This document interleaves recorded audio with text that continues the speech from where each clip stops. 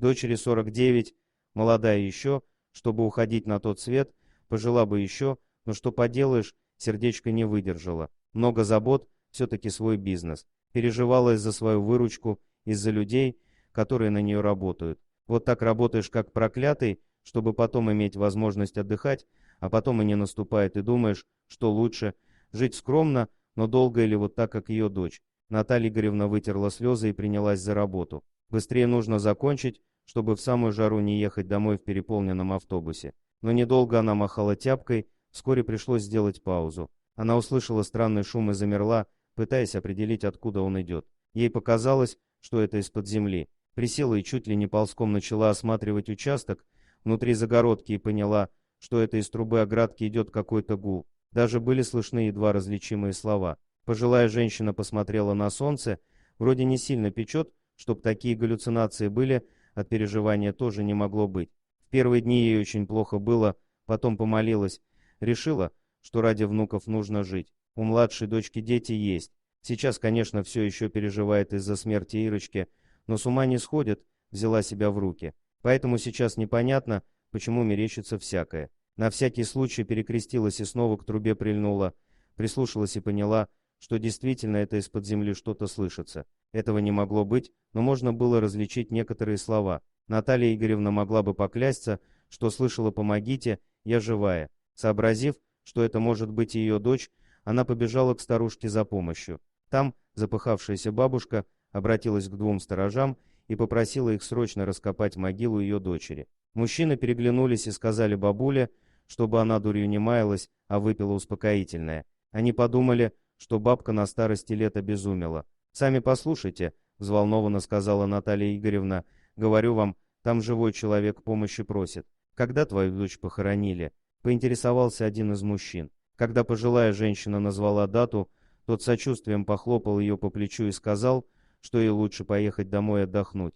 Мать, не выживет человек столько дней под землей, убеждал он ее, в церковь сходи лучше. Но Наталья Игоревна не сдавалась и доказывала, что слышала голос. Но сторожа все настойчивее пытались избавиться от невменяемой бабушки. Тогда она достала деньги и предложила выполнить ее просьбу за вознаграждение. Даже 2000 не убедили мужчин взять лопаты и раскопать могилу. «Ладно, пусть это не моя дочь», — решительно заявила Наталья Игоревна, «а если к ее могиле подложили кого-то попозже?» И пожилая женщина достала 5000. Мужчины переглянулись, пожали плечами, дескать, любой каприз за ваши деньги, и согласились проверить. Они думали, что капнут, посмотрят, что является источником шума, и бабка успокоится, и они подзаработают, но выживших покойников и подкидыши не верили. Придя на могилу, сторожа первым делом прислушались. Как они предполагали, никакого шума не было, бабка выдумала все, но когда Наталья Игоревна постучала по трубе из-под земли, действительно послышался гул. Но мало ли какое-то животное, насекомое или полость земли образовалась, из-за чего воздух, проходящий через трубу, такой эффект дает. Не думали, что там живой человек, однако когда начали копать, то были шокированы. К трубе вел небольшой подкоп, причем из могилы бабкиной дочери.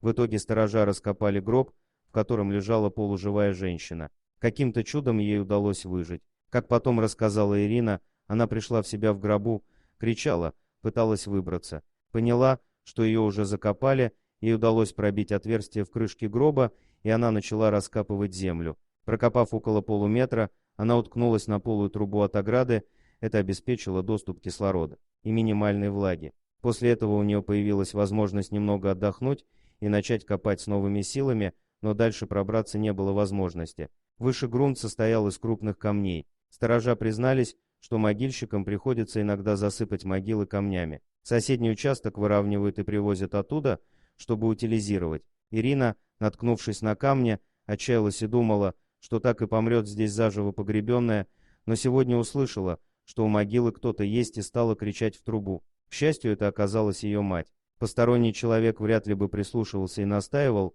чтобы могилу раскопали. Ирину доставили в больницу, где была диагностирована воспаление легких и обезвоживание. Никто не мог поверить, что она провела в могиле 11 дней. Выжила женщина только благодаря ограде, которую заботливо установил ее муж. Только когда здоровью дочери больше ничего не угрожало, и она оказалась в безопасности, ее мать опомнилась, что в спешке никому не успела сообщить, что Ирина воскресла, но ее можно было понять.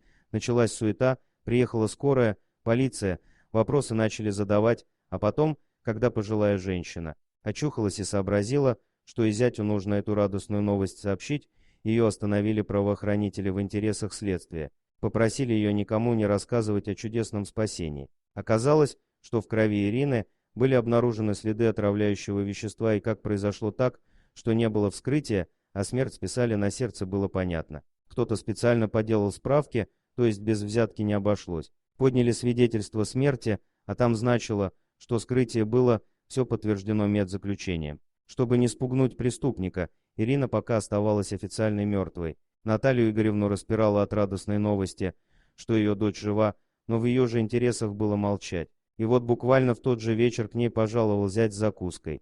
Зная, что вторая дочь живет в другом городе, он захотел скрасить одиночество пожилой женщины. Все горевал, что не уберег жену, нужно было оградить ее от управления бизнесом, давать больше отдыхать. Теще так и хотелось пожалеть мужчину, сказать, что теперь у него будет возможность беречь жену, но сдержалась. Тоже сделала грустное лицо и стала горевать вместе с ним, а потом зять забеспокоился о ней, говорит, что вам бы тоже поберечь себя, не брать на свои плечи бизнес, хватит, что дочь не выдержала такой нагрузки, в вашем возрасте нужно еще больше отдыха, сказал он, и тут Наталья Игоревна разозлилась, что это он ее старухой обозвал, что ли, а потом насторожилась, какой шустрый, жену недавно похоронил, а уже о ее бизнесе печется. Заподозрила теща неладное, неспроста о бизнесе жены переживает, а у самой Натальи Игоревны с зятем не было доверительных отношений, все через Ирину общались. Странно все это, решила, что нужно с ним быть начеку, и вот зять предложил выпить за упокой,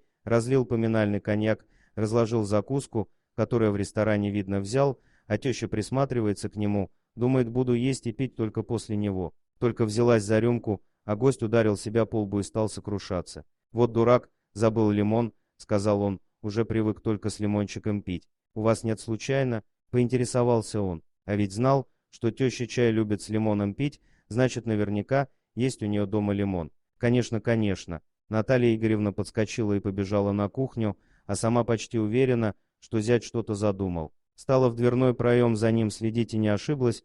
Мужчина поспешил что-то достать из кармана и, оглянувшись на дверь, быстро подсыпал ей это в рюмку. Все так ловко придумал, что теща не догадалась бы никогда, рассчитал все мелочи, кроме одной. Неудачную оградку выбрал. Теперь пожилой женщине стало понятно, для кого было огорожено второе место на кладбище. Не зять хотел с любимой женой лежать рядом, а для тещи все приготовил. Дорогие друзья, если вам понравилось видео, поставьте лайк, а также подписывайтесь на канал, где найдете еще много интересного.